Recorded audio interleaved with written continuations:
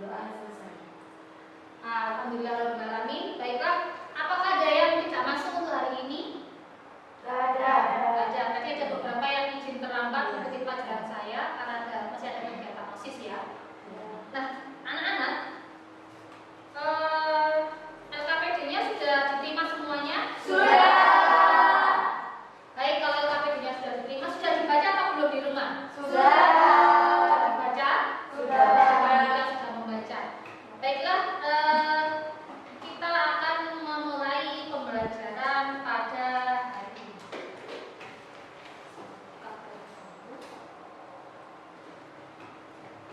Nah, materi hari ini yaitu mengenai elektrokimia. Masih ada hubungannya dengan reaksi redoks, ya, masih ada hubungannya dengan reaksi redoks dan penyetaraan reaksi redoks yang kemarin kita pelajari. Nah, tujuan pembelajaran kali ini adalah yang pertama, kalian bisa menjelaskan rangkaian dari sel Volta. Yang kedua adalah kalian dapat menjelaskan bagaimana kesemprotanan reaksi redoks. Yang ketiga, kalian bisa menentukan katoda dan anoda dalam sel Volta. Yang keempat, kalian bisa menuliskan reaksi di katoda dan anoda pada sel Volta. Yang kelima adalah menentukan reaksi sel yang terjadi pada suatu sel Volta. Yang keenam adalah kalian dapat menuliskan notasi sel Volta. Nah, anak-anak, kalian pasti pernah lihat gambar ini kan? Pernah. Nah, gambar apa itu? Aki. Baterai. Yang sebelah kiri ini adalah Aki. Yang warna kuning? Baterai.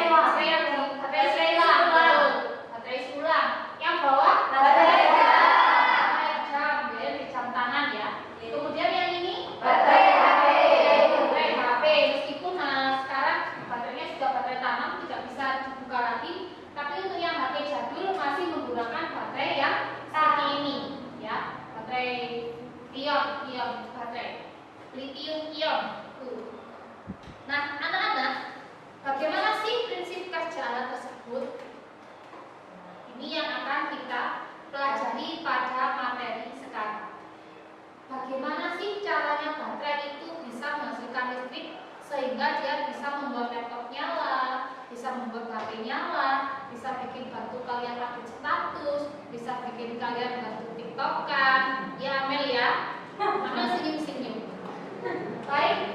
Nah, ini akan kita pelajari pada hari ini. Hal itu dinamakan dengan elektrokimia. Apa itu elektrokimia? Elektrokimia merupakan cabang ilmu kimia yang mempelajari aspek elektronik dari suatu reaksi kimia, hubungan antara energi listrik dan energi kimia. Pada elektrokimia terdapat yang dinamakan sel elektrokimia, yaitu sel yang disusun untuk mengubah energi kimia menjadi energi listrik atau energi listrik menjadi energi kimia. Itu dinamakan dengan sel elektrokimia.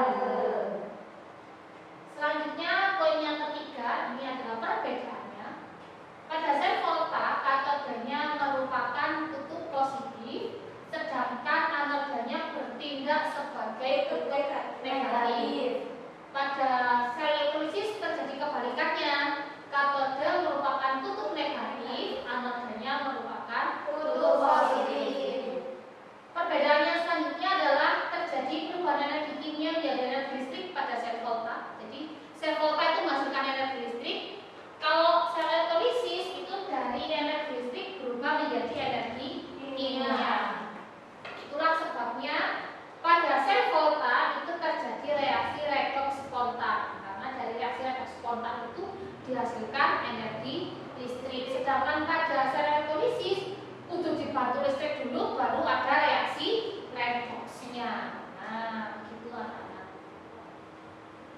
Selanjutnya adalah kalian silakan duduk dengan teman sebangku, teman kelompoknya masing-masing. Silakan mengerjakan kegiatan yang terdapat pada LKPD. Kegiatan kita terfokus pada kegiatan 1 dan kegiatan 2. Kegiatan yang pertama yaitu mempelajari mengenai prinsip kerja sel volta. Kegiatan yang kedua mempelajari mengenai notasi sel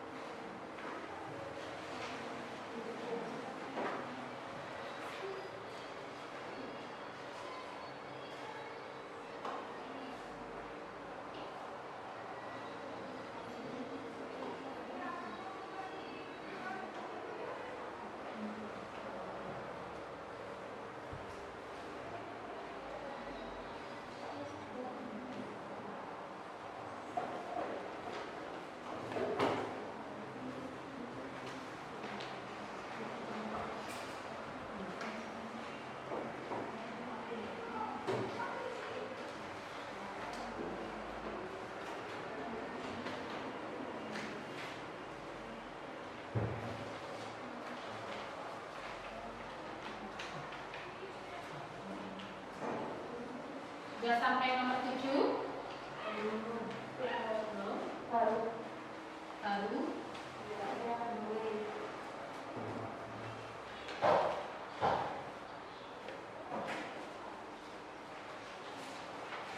Tiga menit lagi akan kita bahas.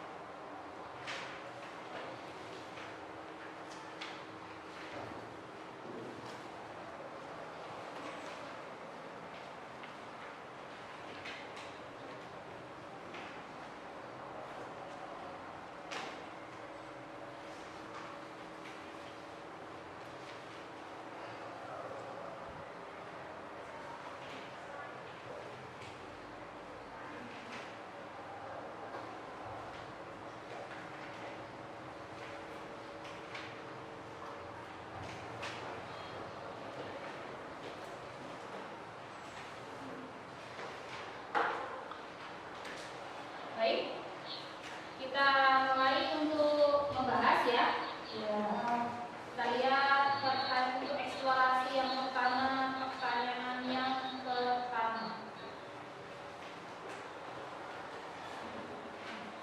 Kelompok mana yang mau mencoba menjawab?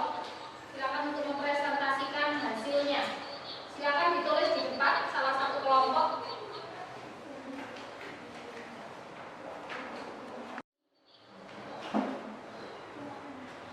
Kelompok yang lain nanti silakan menanggapi ya. Di pertanyaan kunci silakan menjawab dari kelompok.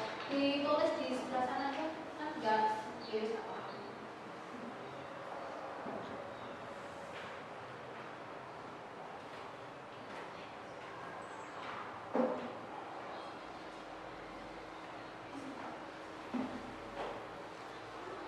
Nomor 1 dari kelompok yang pertama. Jawabannya adalah B.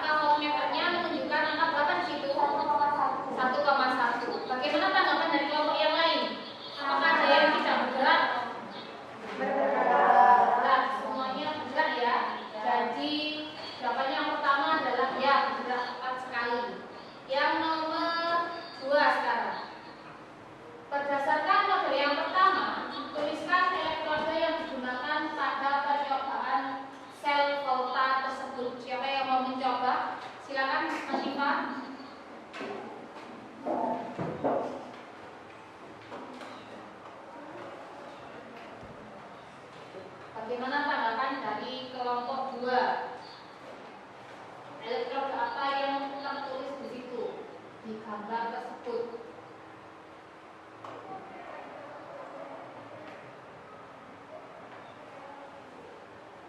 Oke, menurut kelompok 2, elektroda yang terdapat pada sel volta tersebut adalah elektroda Cu dan elektroda Zn. Bagaimana tanggapan dari kelompok yang lain? Sama? Oke, tepat. Lanjut di yang ketiga.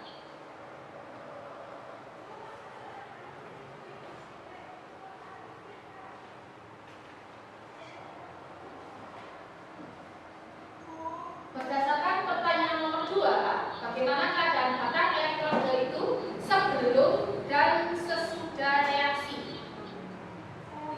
Silakan.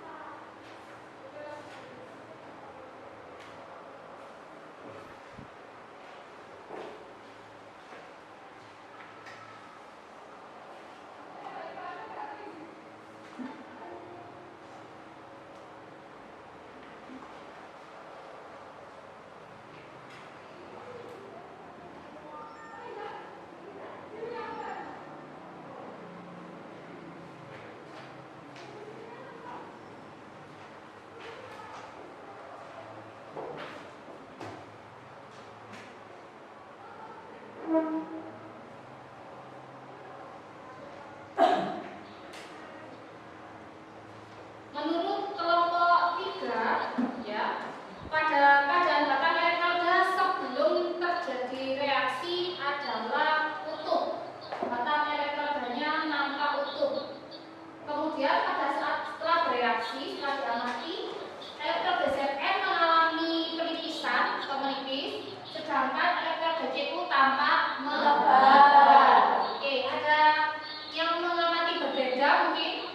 Mungkin ada yang Cu-nya menipis, Zn-nya menebal? Sudah ya, sudah sama semua. Baiklah, yang nomor 4. Saya Bu. Silakan Amel.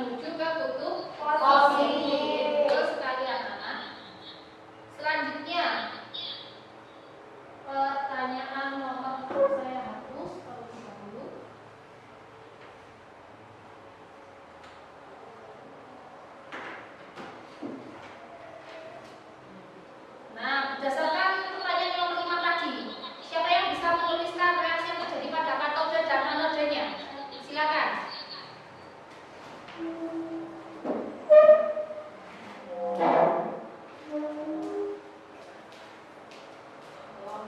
2.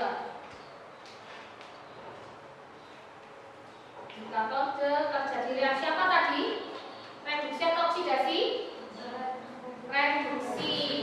Sedangkan di anode terjadi reaksi Oksidasi. nomor 6 ya. Nomor atas. Nah.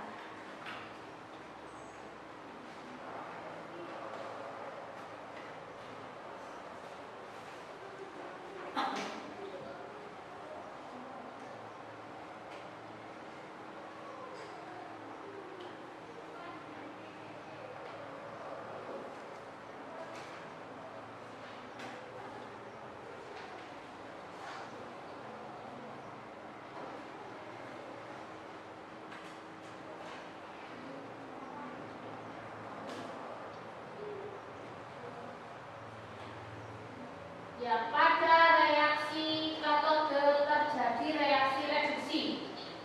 Pada anodenya terjadi reaksi oksidasi. Jadi di sini katodenya terjadi reaksi reduksi CO2+ membentuk Cu, sedangkan pada anode terjadi reaksi oksidasi yaitu Zn berubah menjadi Zn2+. Jadi silakan langsung dilengkapi dengan spesial larutannya ya. Jadi CO2+ itu dalam larutan terbentuk CuSO.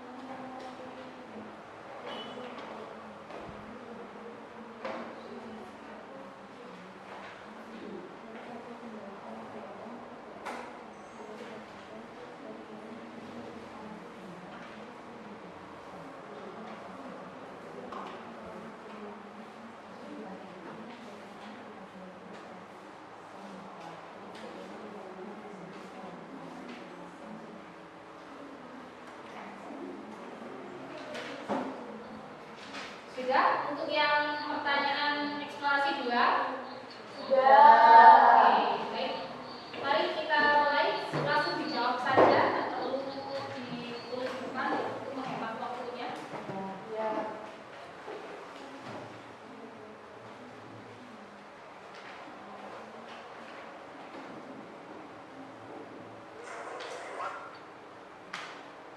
Oke.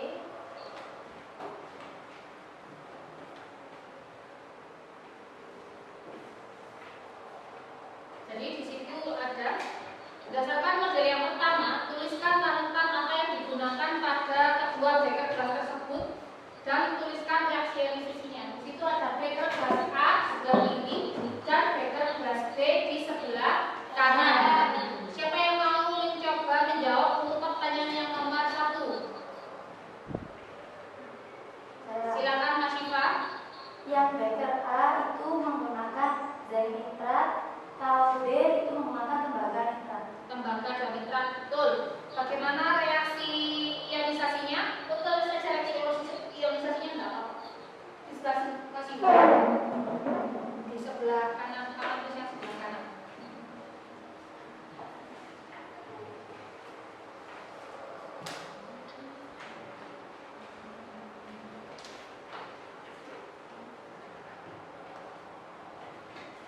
Untuk yang nomor 2, berdasarkan model yang pertama, ion apa saja yang digunakan pada jembatan garam?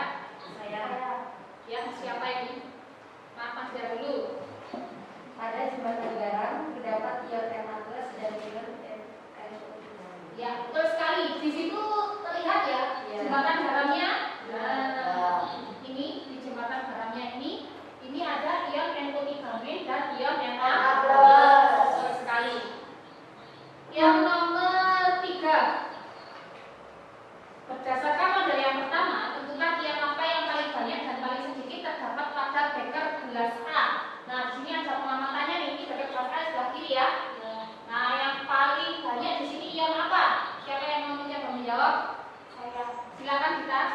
Pada beker A, ion paling banyak ion Zn2+, dan ion yang paling sedikit yaitu ion NO3-. Ya, betul sekali. Jadi menurut kelompok 1, ion Zn2+ yang paling banyak, sedangkan ion NO3-nya sedikit. Bagaimana kok bisa seperti itu? Kalian lihat gambar makromolekulnya.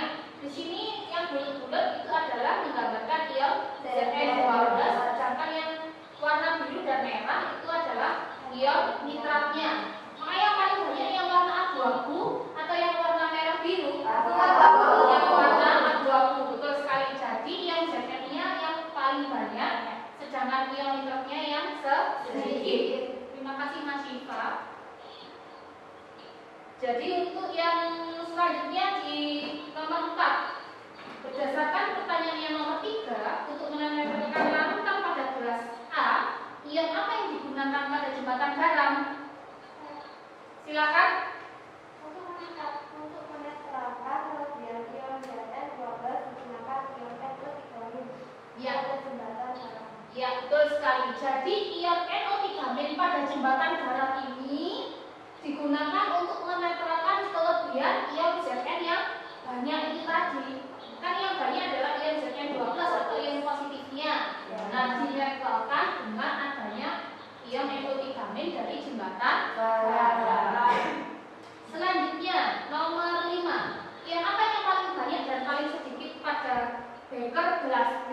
Nah, gambar nomor molekulnya di sebelah kanan. Silakan, Bro. Pada beker B ion paling banyak ion NO3- ion yang sedikit ion Cu12. Ya, betul. Ada yang lain jawabannya? Sudah jelas sekali gambarnya ya. Jadi di gambar itu NO3-nya banyak, lebih banyak daripada ion Cu12, sehingga pada beker kelas B yang terbanyak adalah ion nitrat, sedangkan yang sedikit adalah ion Cu2+-nya. Selanjutnya yang nomor 6. Apa yang digunakan untuk menetralkan ion pada larutan B? Ion apa pada jembatan garam? Silakan. Untuk menetralkan kelebihan ion NO3- digunakan ion Na+ pada jembatan garam. Oke, jadi ion Na+ pada jembatan garam di sini berfungsi untuk menetralkan kelebihan ion NO3 ini. Betul sekali jawaban dari Mulyati. Yang nomor 7. Berdasarkan pertanyaan nomor 4 dan nomor 6, siapa yang bisa menyebutkan fungsi dari jembatan garam? Silakan. Nomor 2. Untuk menyeimbangkan muatan pada kedua elektron. Iya, betul sekali. Jadi jembatan garam yang kalian amati di sini, dia berfungsi untuk menetralkan kelebihan muatan yang terdapat pada kedua elektron larutannya ini ya, larutannya ini. Jadi di beker A kelebihan Zn2+ dinetralkan oleh ion NO3- dari jembatan garam. Pada beker B terdapat kelebihan ion nitrat atau ion negatif dan dinetralkan oleh Na+ dari jembatan garam. Betul sekali. Ada yang mau ditanyakan? Siapa yang mau bertanya? Belum? Baik, selanjutnya siapa yang bisa membantu saya membacakan kesimpulannya? Sudah dikerjakan kesimpulannya? Apa alat yang digunakan pada sel volta dan kegunaannya? Silakan, Pul. Alat yang digunakan yaitu elektroda Zn, elektroda Cu, dan jembatan garam, voltmeter, beker gelas, pengantar. Untuk kegunaannya, elektroda Zn itu berfungsi sebagai anoda atau elektroda negatif. Elektroda Cu berfungsi sebagai katoda atau elektroda positif. Jembatan garam tadi larutan garam dalam akhir-akhir ada fungsi untuk menyeimbangkan muatan pada kedua elektroda. Ya, betul sekali. Voltmeter berfungsi untuk mengukur beda potensial yang dihasilkan. Beker gelas yaitu tempat menampung larutan elektrolit. Dan pengantar. Betul. Itu alat yang digunakan. Itu bahan yang digunakan larutan elektrolit. Ya, betul sekali. Jadi alat dan bahan yang terdapat pada sel volta antara lain yaitu elektroda Zn yang bertindak sebagai elektroda negatif atau anoda ya. Kemudian ada juga elektroda Cu yang bertindak sebagai katoda atau elektroda positif. Selanjutnya ada jembatan garam ya. Jembatan garam fungsinya adalah untuk menyeimbangkan kelebihan muatan ya pada kedua larutannya itu. Kemudian ada juga yaitu voltmeter yang digunakan untuk mengukur beda potensial. Selanjutnya ada beker gelas. Hampir lupa ini beker gelasnya juga penting ya, kalau nggak ada beker gelas nanti gimana naruh larutannya. Jadi ini ada beker gelas. Selanjutnya ada kawat pengantar. Oke, larutannya ada. Untuk alatnya ada larutan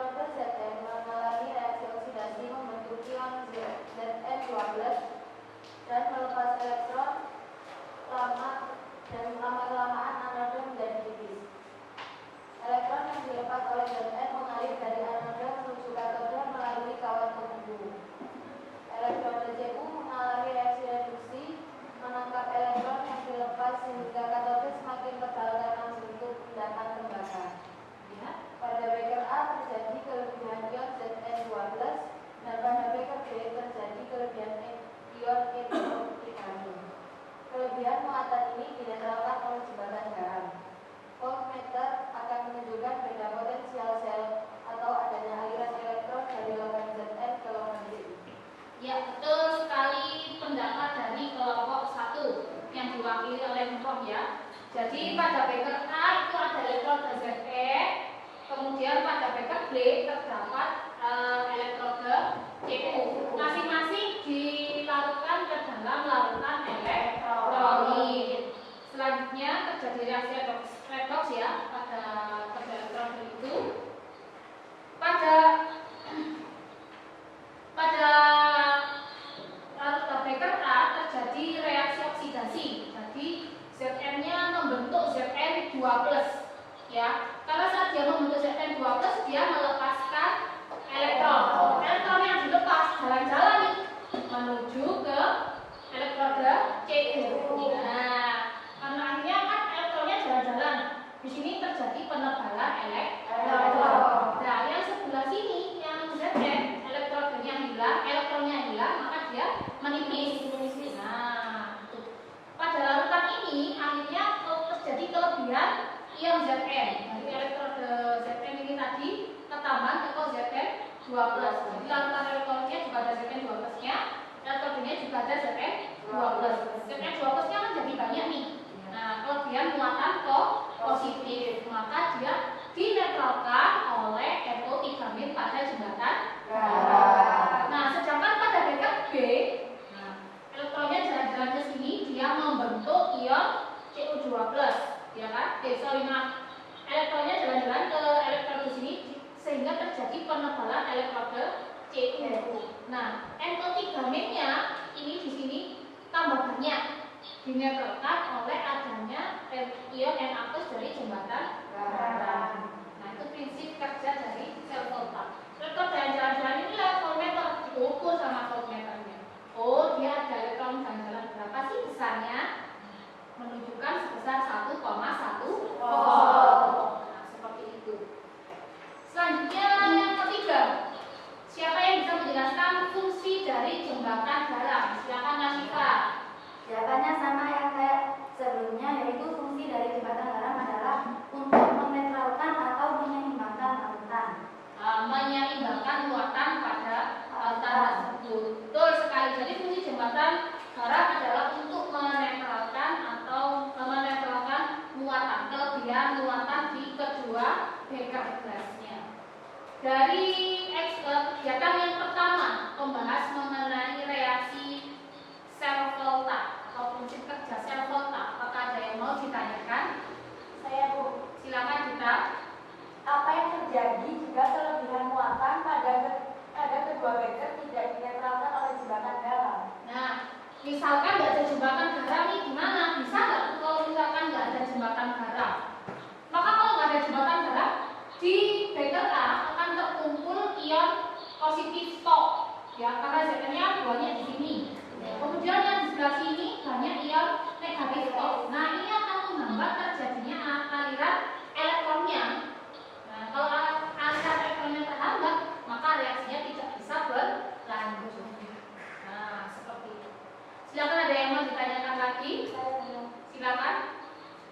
Halo. Rona, silakan. Apa fungsinya kapas yang menyumbat jembatan garam? Di sini ada kapas penyumbat ya. Untuk menyumbat jembatan garamnya disumbat sama kapas.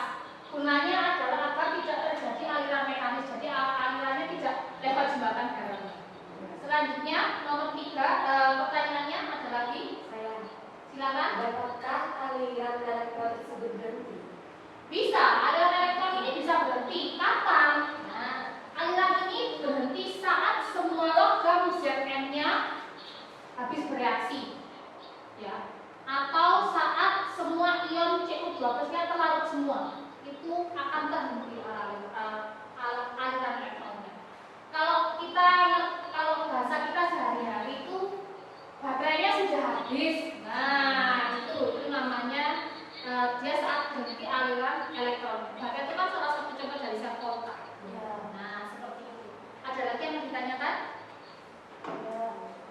Baik, kita lanjutkan di materi yang selanjutnya, yaitu penulisan notasi sel.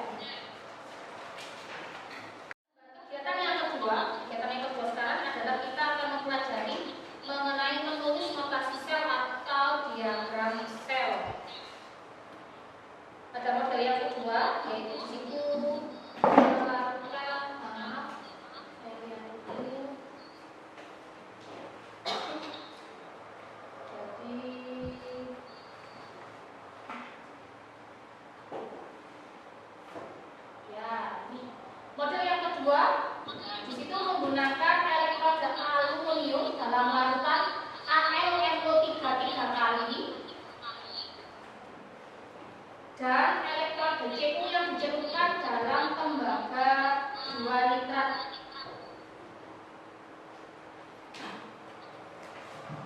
Nah, di situ beda potensialnya adalah 2 volt. Kemudian dihubungkan dengan jembatan garam. Silakan dari model kedua yang sudah digambarkan dijawab pertanyaan yang terdapat di situ, pertanyaan kunci yang terdapat di situ.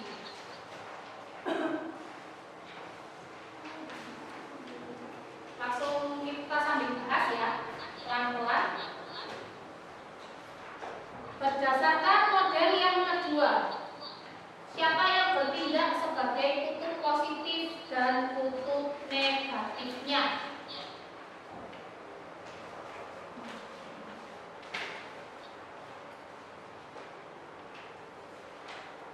Kutub negatifnya siapa? Elektroda Zn. Betul tuh. Zn ya? Itu Zn atau Al ya? Oh Zn, maaf ini saya masih belum terbuka.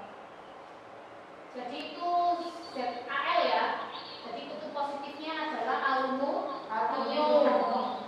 Kutub positifnya. Ini. Kutub positifnya adalah aluminium Al. Kita pakai ini, pakai model pakai model 2. Ya nggak apa-apa wes, pakai model 2. Jadi kutubnya adalah Al, kutub positifnya. Berarti kutub negatifnya siapa? Cu, betul sekali karena dia dihubungkan pada kutub negatif, dihubungkan pada kutub negatif. Selanjutnya nomor 2, logam apakah yang mengalami oksidasi? Yang mengalami oksidasi adalah anoda atau katoda? Anoda berarti Al atau Cu? Al. Maka bagaimana reaksinya? Reaksi oksidasinya adalah Al menjadi Al 13 plus 3N. Nah, selanjutnya nomor yang ketiga.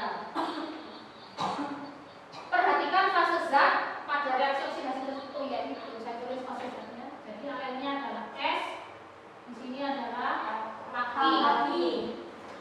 Berdasarkan fase zat pada reaksi oksidasi tersebut, tuliskan zat yang mengalami oksidasi tersebut dalam fase yang dimilikinya dan dibatasi dengan satu garis untuk fase yang berbeda.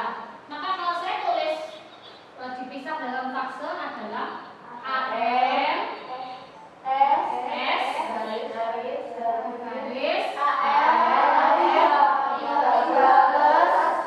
Aqi. Nah, ini ya. Jadi untuk yang nomor 3 ditulis seperti ini. Perhatikan fase zat pada reaksi oksidasi. Selanjutnya yang nomor 4. Logam apa yang mengalami reduksi? Logam Cu, betul sekali. Yang nomor ini yang nomor 2, ini yang nomor 3, nomor 4 adalah logam Cu mengalami reduksi. Dimana letaknya di katode atau kutub negatif.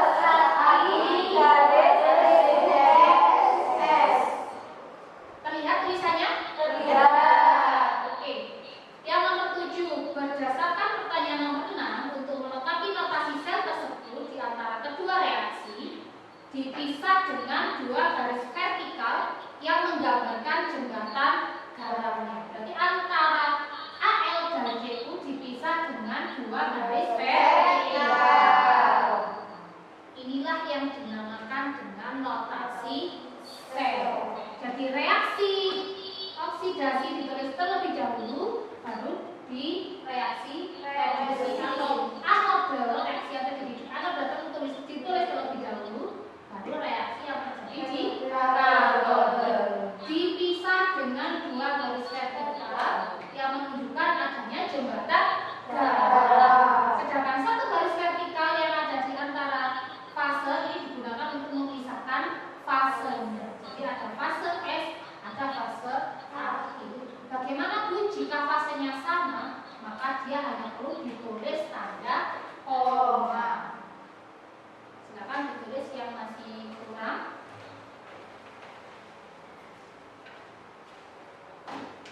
Baiklah, kesimpulannya tadi sudah ya, sudah saya sampaikan.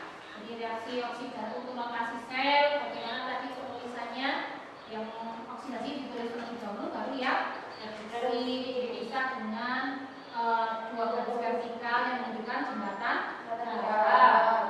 Kemudian maka pada reaksi reduksi atau reaksi oksidasi, angka fasenya dipisah dengan tanda satu garis vertikal. Baiklah, di situ terdapat beberapa soal latihan yang bisa kalian kerjakan di rumah.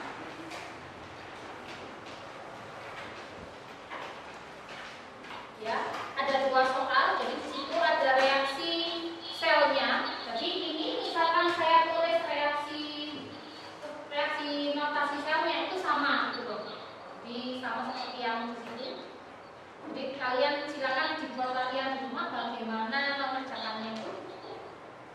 Alhamdulillah selesai sudah untuk materi kita pada hari ini, yaitu membahas mengenai sel dan notasi sel. Silakan dipelajari di rumah. LKPD selanjutnya kita akan membahas mengenai potensial sel standar ya. Jadi menghitung potensial sel nanti kita akan pelajari mengenai itu. Jangan lupa tetap jaga kesehatan. Jangan lupa belajarnya sudah kelas 3, sudah kelas 12 disiapkan. Jaga selalu kesehatan ya. Saya silakan ketua kelasnya dipimpin untuk berdoa.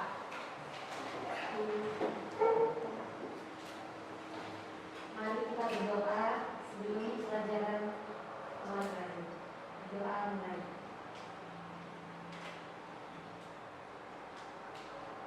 Berdoa selesai. Baik, terima kasih anak-anak untuk pembelajaran hari ini. Kalian hebat. Terima kasih untuk hari ini. Silakan selamat beristirahat.